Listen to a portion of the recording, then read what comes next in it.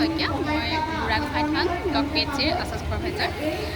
আজিৰ যিটো আমাৰ পোষণৰ আচলতে সজাগতা সভা আৰু তাৰ কাৰণে আমি যিটো পোষণ সপ্তম অধিৱেশন বুলিয়ে ক'ব লাগিব। আচলতে 7 বছৰ সম্পূৰ্ণ হৈছে।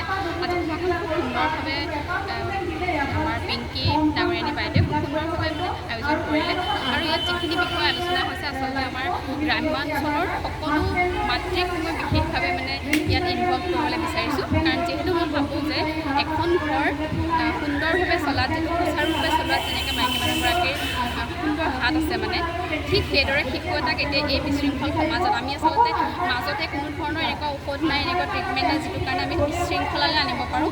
গতিকে মই আশা কৰোঁ যে এই যিমান প্ৰগ্ৰেম আছে আমাৰ হেল্থেই হওক বা ICDSই হওক, এই গোটেই প্ৰগ্ৰেমবিলাকৰ মূল বস্তুটো আচলতে মাতৃগৰাকী।